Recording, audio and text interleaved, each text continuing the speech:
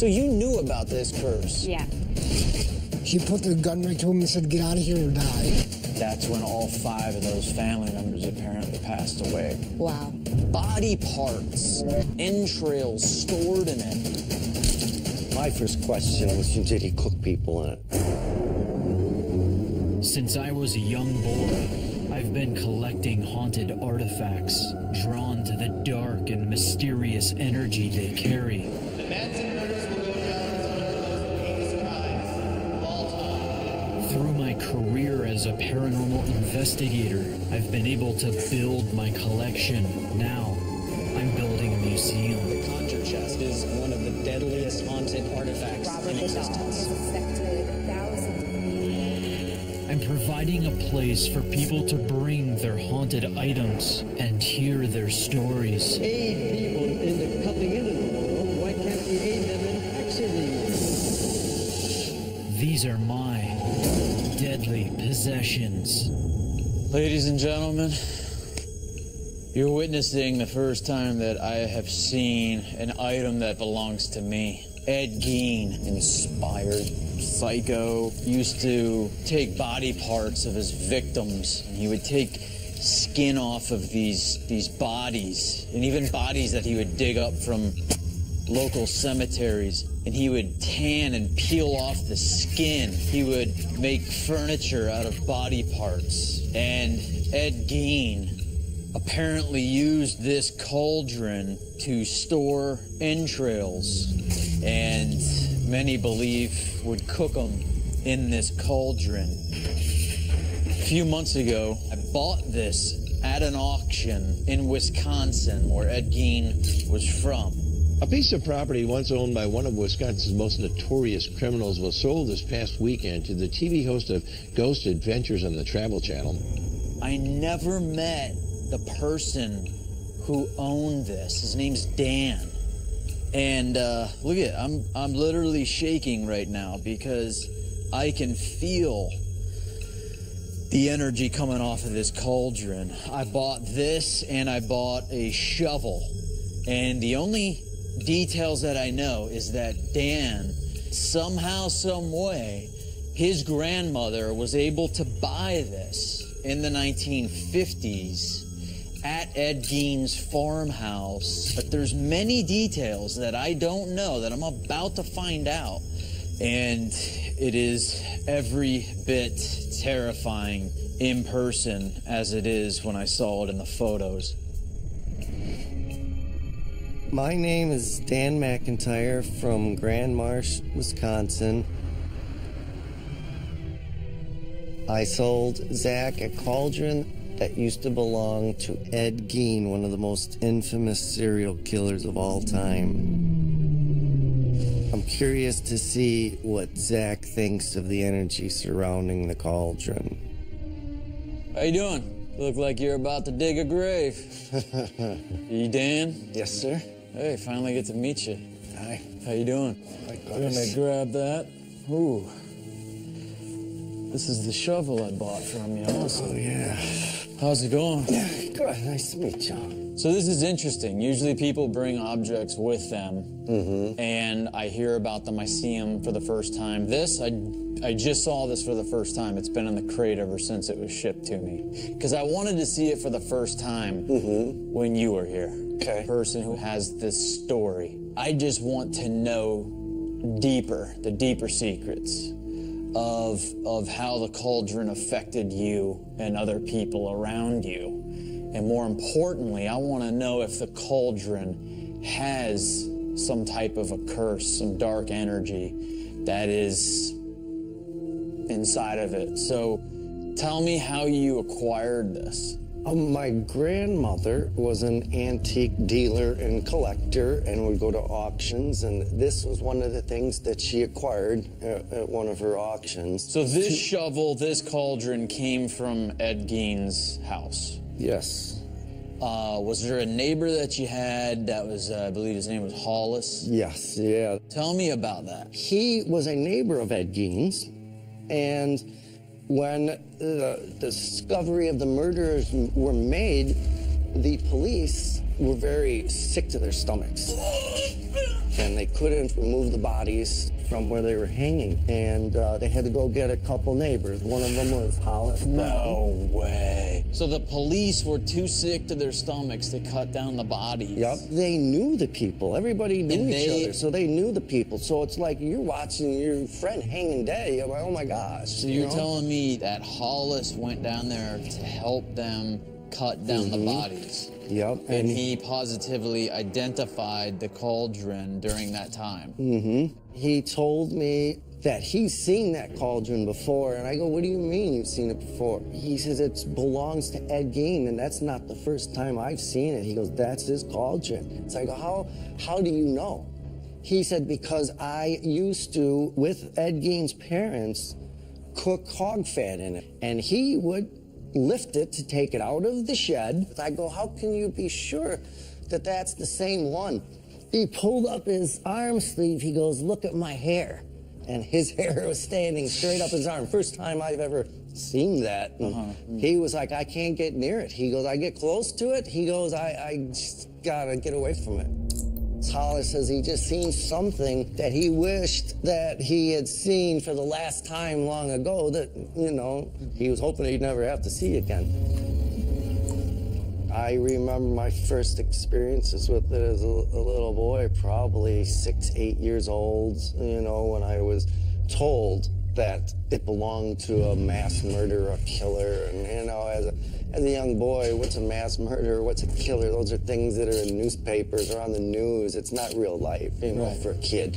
My grandmother was planting flowers in it. Your grandmother was planting flowers in Ed Gein's cauldron. Why would your grandmother, knowing who Ed Gein was, want to buy this? Knowing that body parts were presumably cooked inside of it, entrails stored in it. Why would your grandmother want to buy this thing? I don't know. She never had a lot of things that were in the macabre or mysterious. My first question was, did he cook people in it? She didn't know if anyone was really cooked in it. When it was in our garage, I would get a creepy feeling from it. I never felt like I was alone. It's, you know, you walk past it and you know, it wasn't a welcoming feeling, not a warm feeling. It's more or less creepy feeling. Although Hollis Brown, the man who personally removed the bodies from Gein's house, has since passed away, his son Carneth is here, who got first-hand accounts of his father's gruesome experience. Come on in, sir. Have a seat. How you doing? I'm doing pretty good. My name's Zach. It's good meeting you. How's it going? Okay. Do you know if your dad ever told you about this cauldron or? Yes, he did. When I was at my neighbor's, Daniel McIntyre's, my dad realized whose it was and where it came from, and the hair on his arms and his neck just stood right up. Can I ask when did your father pass? How long ago? He passed January of 2012. January 2012? Yes. You said that your father his hairs would stand up after talking about this and seeing it in Dan's garage. He could still vividly remember back to that day when they found Mrs. Warden's body and had to take it down. And your father had to help cut the bodies down? Yes. And that imprinted in his mind and disturbed him still 50 years later, 60 years later? Yes, it did. Can you tell me about your grandmother had a run-in with Ed Gein personally? Yeah, because he was trying to take one of my aunts who was, you know, quite on the heavy side, but my grandma faced him down with a shotgun. Ed Gein? Yeah, she put the gun right to him and said, get out of here or die. Do you think Ed Gein would have possibly tried to kill your aunt? As crazy as he was, I think he would have. And your grandmother took a shotgun, aimed it at Ed Gein, and chased him off? Yes. I said, tell me everything you saw. And he told me things. He said it looked like in the barrels, there was definitely blood and guts.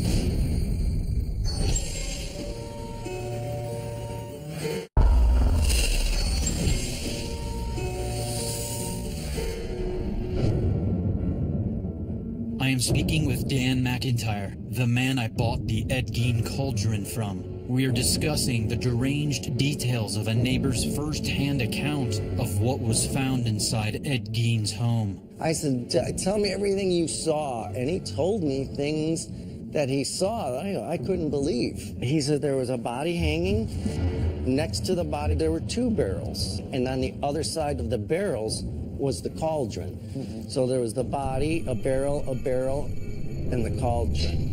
He said it looked like in the barrels, there was definitely blood and guts. I know he was an expert in tanning human skin. So I know that he would skin the bodies, take the skin and make things. This is a list of what the police found on Ed Gein's property when they went to arrest him. They found whole human bones and fragments, a wastebasket made of human skin, skulls on his bedposts, a corset made from a female torso, skinned from shoulders to waist. He had a suit made from women's skin so that he could wear it and become his mother. Bernice Warden's entire head in a burlap sack. Bernice Warden's heart in a plastic bag in front of Gein's pot-bellied stove.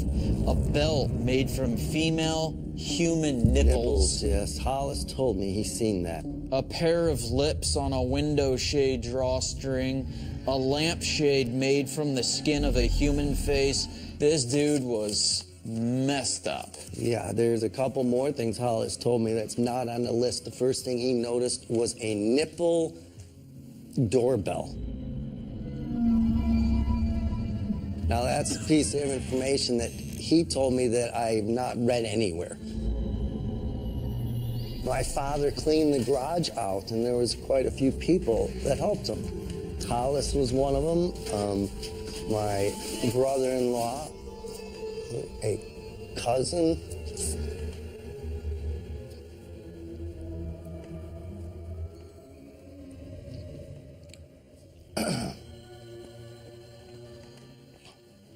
You okay, Dan? Yeah. What's wrong? Nothing's really wrong, but it's perhaps coincidental, but everyone that cleaned that garage out,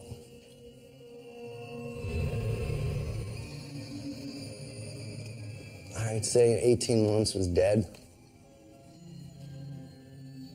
Some of them could be explained. My father was old, but Hollis died of cancer. My brother-in-law, Bruce, died walking up his steps. He died before his time. And then my cousin, Don, and he died from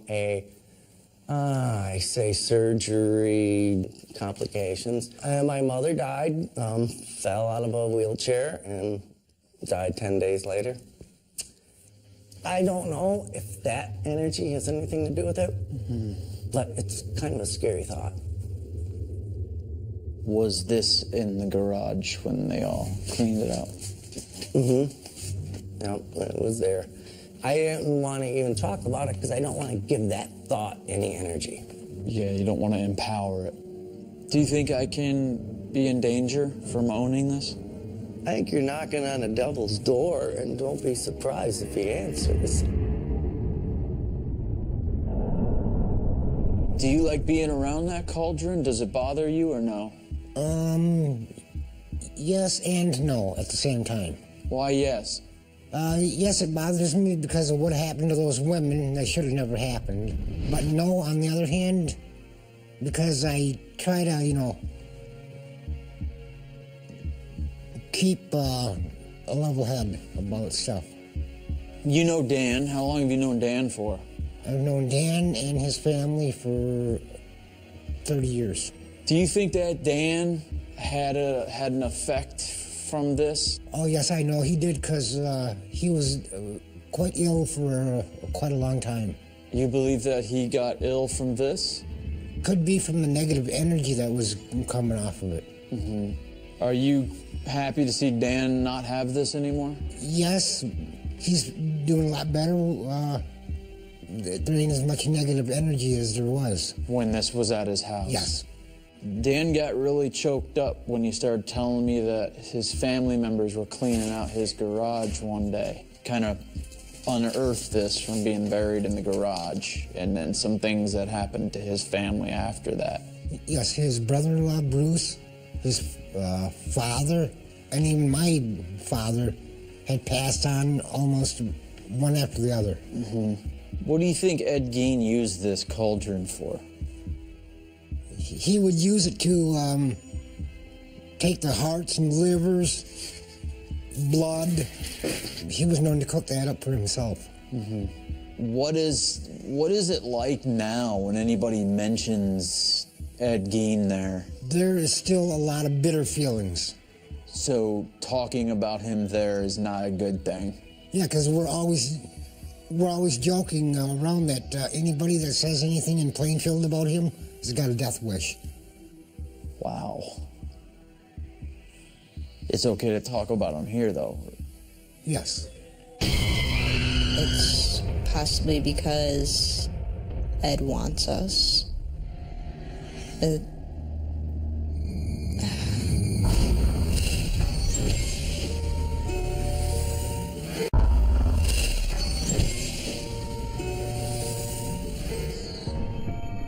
I just got disturbing news that there has been a last-minute emergency with my next guests.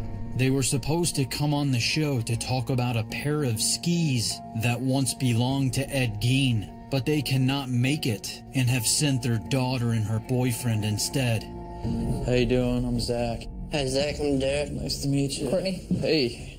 So what the heck is going on here? All that I know is that I was actually supposed to be interviewing your parents. Yep, my dad and my stepmom Leslie weren't able to make it because my sister ended up having a stroke. So instead of them coming up, they sent us up instead. Well, I'm sorry to hear that. Yep, thank you. Do your parents believe that your sister had a stroke in part of why they were coming out here? They think it's because of the skis. I think it's possibly because Ed wants us.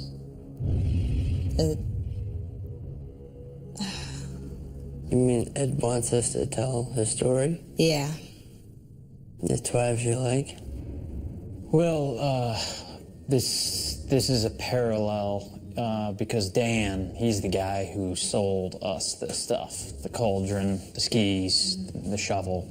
When he got the cauldron, he had 5 family members help him clean out his garage. When they all touched it and dragged it out, that's when all 5 of those family members apparently passed away, one after the other. Wow. I wasn't aware of that. That's shocking. Like, it's crazy to know that just owning an object, you know, it's like we can't definitively scientifically prove this is correct. But man, you start adding up all the stories and the timing. Yeah. And then the weird things that happen around the objects. I'm getting into this pretty heavy, you know, with like this. I've always collected things like this, but it's starting to get a little creepy, you know? Man, how do you store something like this? Energy. Yeah. Why did your parents still send you? Was it important to them that you told me? Yes, they wanted... Basically, they're giving you the skis. They don't want them anymore.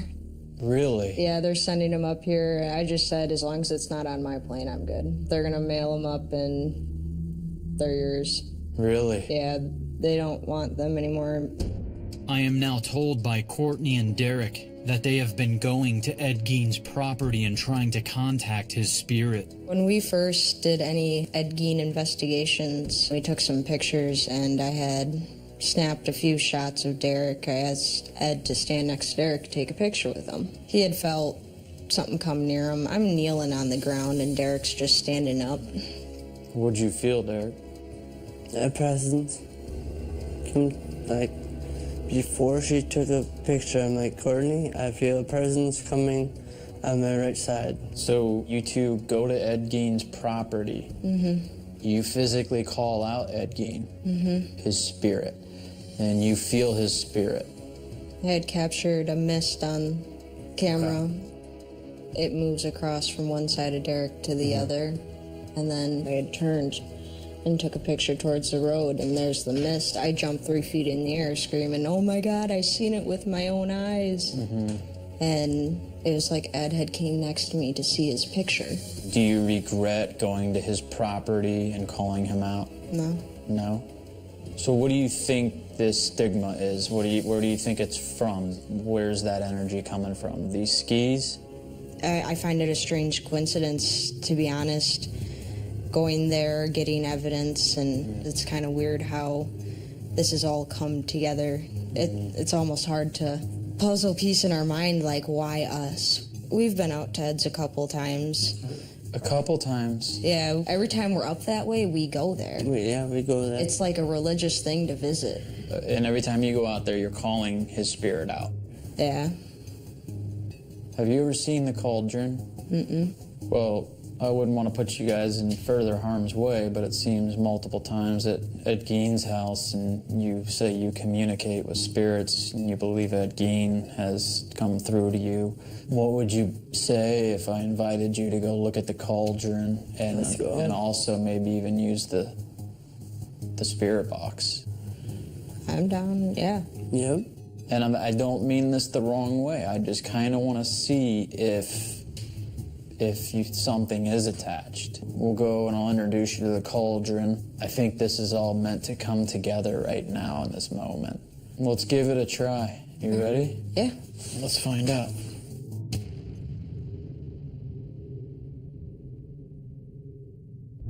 Whoa, Jay, hurry up. While we are still setting up for our investigation, I begin receiving massive, unexplained spikes on my EMF detector as soon as I bring it near Ed Gein's cauldron. Right now we're getting some crazy spikes in the electromagnetic field all around this. That's crazy, dude. Look at, Oh, it's just pegged. It's by his stuff. It was just a, look at that. That was just an 11 milligauss spike. That was just an 11. Ooh, there's another one. Another 11 milligauss spike. Let's see if we go away from it. You getting that, Jay? Yeah. Just baseline 0. Baseline 0, baseline 0. Put it back over here, and it just goes crazy. It's all around the That is just crazy. Look at that. There's an electromagnetic field all around this cauldron. All right, this is a good time. Bring them in. I immediately bring Courtney and Derek into the room so that we can attempt to establish communication with whatever is causing these massive EMF spikes around the cauldron. We want to try to get some answers. Let's just go. Aaron has the SB7. I want you guys to ask some questions. I'll ask some questions to Aaron, ask some questions. Let's see if something is attached to this. First off, Ed Gein. If you're here, if you're a victim of Ed Gein, we're about to turn on a device that will allow us to hear your voice. Do you recognize anyone in here?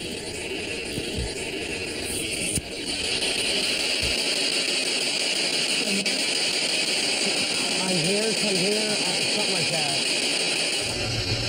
Do you recognize anyone in here?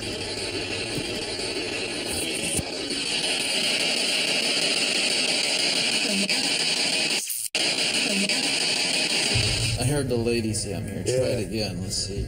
And then you guys ask questions too.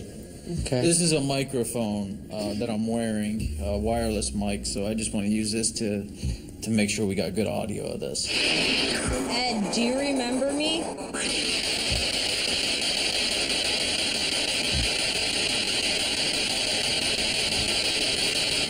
What do you want to happen to the people that own your stuff?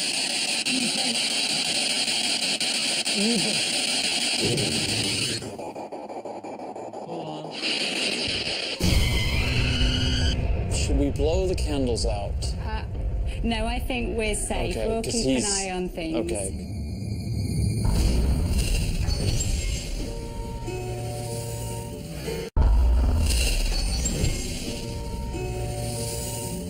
We are with Courtney Dyer and Derek Wagner, using the SB7 to try and communicate with the spirit of Ed Gein. The negative energy that we believe is attached to this cauldron, so serious that Courtney believes it has something to do with her sister's medical emergency. What do you want to happen to the people that own your stuff?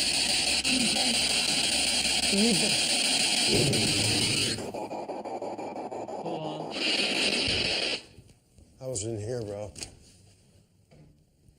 That was loud. Whatever that was, it sounded like something getting slammed in one of these rooms. It felt like a door shut or something. Let's Hey, continue. did you hear the word evil in there? I did. What do you want to happen to the people that own your stuff?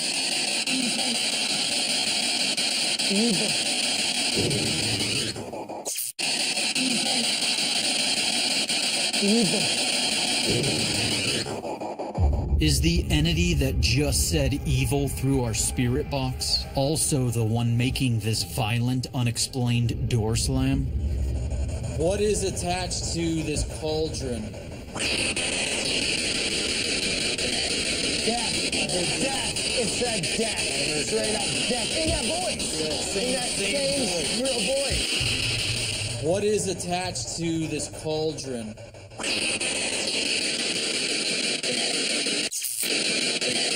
Death. It said death. That's crazy. That was crazy. That was crazy, right? Death. I got goosebumps. Yeah, me too. What's crazy is this.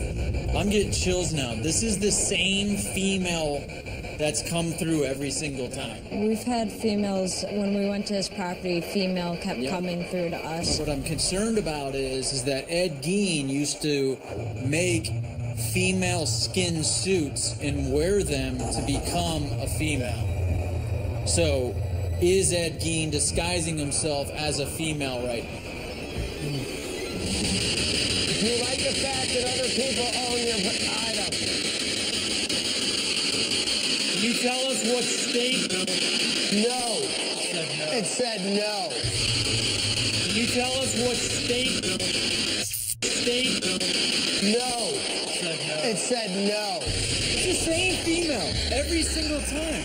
Now the next thing that's happening with these items, it's going to something new, this area. Do you like the fact that it's going to be in this building and a new owner?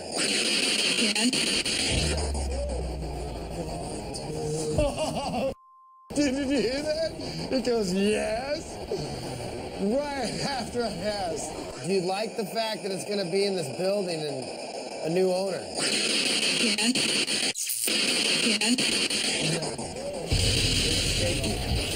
I'm starting to get shaky, dude.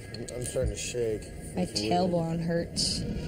Feels like I fell on my tailbone. What was interesting to me is how intelligent we were getting. A lot of intelligent responses. I want to listen. That one voice was intelligent. It was the same female, but it was answering. There was that. You okay, Courtney? Yeah, I just feel someone behind me.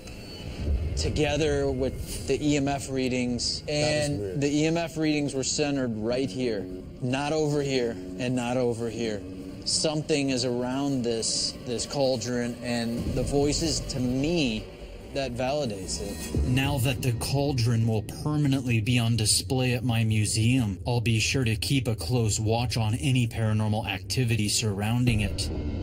Not only do I like to hear about other people's experiences with haunted items, I also like to share my own. My museum gives people the opportunity to come share personal stories and hear mine. How's everybody doing? Good? Welcome. So we decided to do a little show and tell ourselves. This is an object that I do not keep in my house anymore for good reason. So we were filming Ghost Adventures at the most haunted house in England called The Ancient Ram Inn. this very old man. He's in his 90s. How are you, sir? Welcome to my home. When we were there filming, there was a giant fireplace. Look up the wall on the left-hand side. You will see the hole where I found the devil worship. He found a bunch of satanic worship artifacts in the fireplace. This was sitting in the fireplace as well. And so I saw it, and I had to have it. So I took this, put it in my suitcase, and brought it back to my house. Bad idea. I put it on a glass case like this down in my basement. I was upstairs, I heard a very, very loud crash. I go downstairs, this is in 1,000 pieces all over my floor.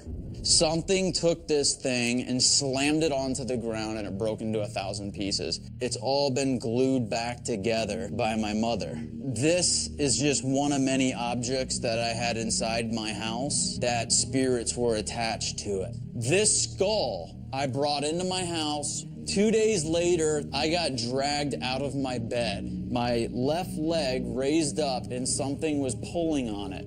I was fearful, I was frozen, I couldn't move, there was something doing this.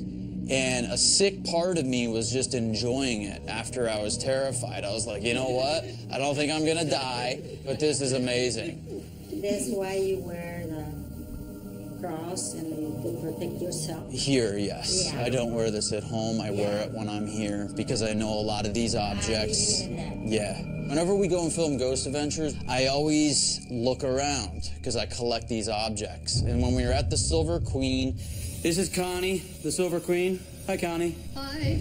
She gave me this and she said that this was so cursed that the family that gave it to her, they could not take it anymore.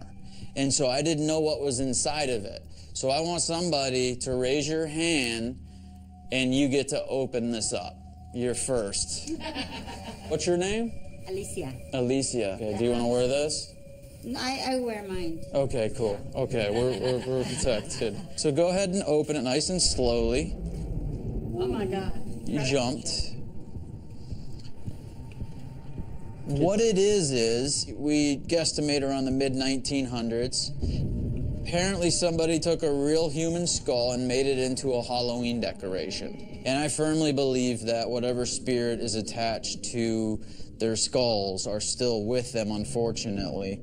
So, in all reality, this wasn't a show and tell. This was just an experiment because I wanted to see when this opened which one of you the spirit's going to follow home this evening. So call us tomorrow if you brought home a friend, and then come back with your friend. Thank you all. Thank you. Thank you, guys. Feel free to walk around. My name's Tina Booth. I'm from Clevedon, England, and I'm the owner of the Crying Boy painting. I heard the legends of these paintings, never believed them until it happened to me. It caused 2 fires in my home, and I'm going to fly halfway across the world to get rid of the painting. There'll be no better home than Zach's museum. I'm guessing that you have artwork here. Do? The Crying Boy. Yeah, of course it's the Crying Boy. I'm Zach. Nice to meet you. I'm Tina. Crying Boy painting, I've heard about this. Is our museum fireproofed? Isn't that what goes on with this? It certainly happened to me, yeah. You caught on fire? Yeah, my house did. This is fascinating. The Crying Boy paintings. Legend states anybody that has the paintings and put it in their homes, the houses would catch on fire, but the paintings wouldn't. That's just about right. Should we blow the candles out? No, I think we're safe. Okay, we'll keep an eye on things. Okay, if these cursed paintings start fires, yeah, and the painting is aimed at a bunch of fire, are we going to be barbecued? Well, if we stay in the room, we should be safe. Tell me your story. So I have a company that sells vintage goods online, and going around the vintage markets, I was talking to my daughter about the myths around it. So wait a minute. So you knew about this curse? I did. And you set out looking for the painting? Yeah. Are you crazy? It's interesting, isn't it? You know, people Yeah, people like it until your house gets caught on fire. Yeah, that's the only fly in the ointment, really, isn't it? So you go find the second demon boy. Yeah. I'm gonna get in trouble for all this, what I'm saying about it, aren't I? Yeah.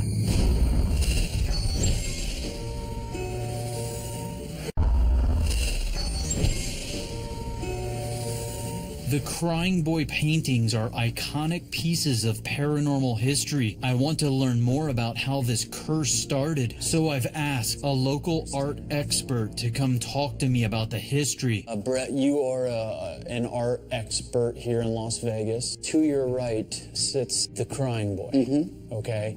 Are you familiar with the Crying Boy? I am. What's interesting to me is that it's not just the original painting that was infected with the curse. It was these prints that were made back in the 40s and 50s. Is that right? Right. But the legend was the urchin was actually a young orphan whose parents had died tragically in a fire that had been given the unfortunate nickname of Diablo because everywhere he went, these unusual fires seemed to follow. Shortly after him sitting for the artist in his studio, the studio burned down under very suspect circumstances. A lot of people believe that's when the curse was evoked. If this little boy had the power to start fires, the nickname Diablo, meaning devil, would insinuate that this little boy was possessed by some type of demon or Satan or something? It could be. There was a house fire in 1985 in England where the entire home was decimated with the exception of this painting. But I think a turning point in this really, I think, shocked all of Britain is exactly what you said, is what made the 1985 newspaper article, is how entire houses were destroyed. And amongst the ashes, you would see the Crying Boy painting sitting there with not a burn mark on it. Right. And that was like, whoa, what the hell is going on here? You collect all different types of art, and I'm sure you have many, many expensive pieces at your gallery. Yes. Would you display this in your gallery? Serious question. I want a serious answer. Sure. Would you display this in your gallery and leave it there overnight? No. No. We wouldn't take that chance. Your house had a fire. Yes, yeah. As I was working with the picture.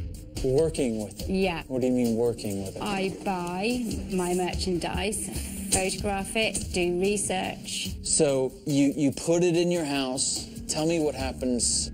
I had set up some tea lights in my bedroom and I was working downstairs on the computer and I heard banging from upstairs. You heard a banging upstairs? Yeah. It was like a thump and then another thump and then another thump and I thought, what on earth is that? So, of course, I went up to investigate and as I got to the top of the stairs, I could smell smoke. So I knew something was on fire at that point and opened up the door and it was my cat throwing himself at the door to try and get out. Are you serious? So he was running against the door and throwing himself against the door to try and get out. And what did you find in the bedroom? Oh, it was just completely thick black smoke down to the floor and all I could see in the corner, the whole corner of the room was alight. It was just pluming everywhere. All the smoke was everywhere. But it was the fact that I was working on this particular picture at that same exact time. And I can remember thinking in my head, what terrible pictures. I was kind of in my head, I was dissing it, you know. Oh, like ugly? Yeah. Like just plain and ugly. Yeah, why would So you were thinking this in your mind? Yeah, and then I heard the banging and obviously discovered the fire. I want to get another perspective on these events from a skeptic. So I'm bringing in Tina's daughter, Maggie, to see if she feels the events in question were actually unexplainable. I'm all right. Yeah. How are you? let me ask you a couple questions, okay? Are you familiar with the Crying Boy? Yeah, with the Crying Boy painting. Mm-hmm. Do you like the painting? No. They freak me out. I want you to tell me why. Well, I didn't like it at all, firstly, because it's just not pretty. No. Don't. I know we're gonna say that you were just talking about me. Yeah. But I'm not pretty. and I want to say that in seriousness, though, because... Do you know what I'm saying? Yeah. Okay. And tell me, like, what happened? Well, when I was loading it, she heard a lot of banging upstairs, which turned out to be my cat trying to get out of the room because her room had caught on fire. Did you ever feel the presence of something? And I did feel a bit, like, heavy in the room. Mm-hmm. So the environment just changed. Yeah. In that moment, like something was there. Yeah. So you dissed the paint. I did diss the painting. You kind of were making fun of it. Yeah, that came obviously down off the wall straight away. I was silly enough to go back and buy another one from a vintage Whoa. Stop. Hold on. You buy the first little boy. Yeah. He nearly burned your entire house down. Yeah. Oh, I want to go buy a second one. On behalf of everybody watching. Why? They're just rare, aren't they? You know, you see something like this, they don't come up very often, and I couldn't pass it by.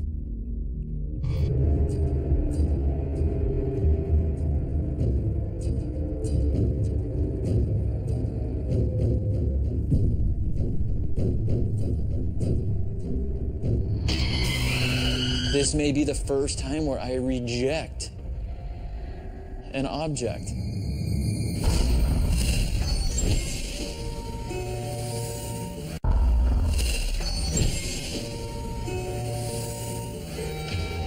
I am speaking with Tina Booth, who believes the curse of the Crying Boy nearly killed her. So you go find the second demon boy. Yeah. And I'm gonna get in trouble for all this, what I'm saying about it, aren't I? Yeah. Less than 2 weeks after buying him, and I was in exactly the same situation. I was writing about him and thinking exactly the same thing, like, I don't understand why people like that picture in the first place. Thing. Yeah.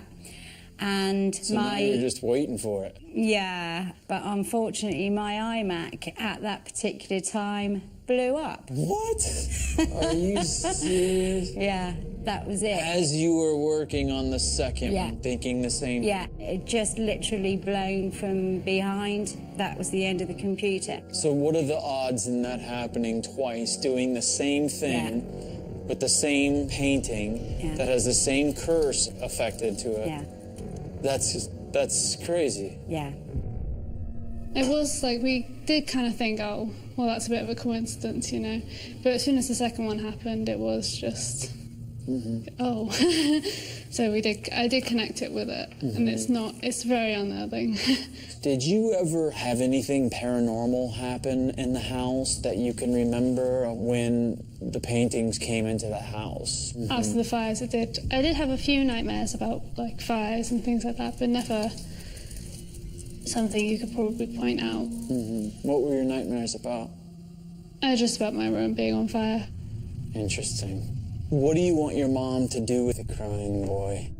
Get rid of them. Did your mom believe all this was real when she originally bought it? No, not when she originally bought it. I think she's a bit more... I think she does a bit now. But she's not one to kind of admit that. Right. So you're now a full believer in this curse? Yeah. This little boy has not taken his eyes off me since he's sat right there. No, he doesn't. And I've made a few comments to him, and I hope that my building doesn't catch on fire. And I'm going to leave the painting with you. Pardon me?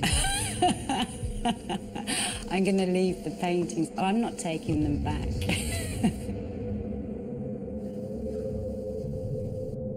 You always say you want all the objects. Here you go. Well, I don't know what emotion I'm feeling right now. I appreciate the gift, but how many countless people's houses caught fire from these? Yeah. I don't know if I'm excited about this, because throughout this entire building, I have priceless artifacts, objects. This is a serious moment of hesitation right now.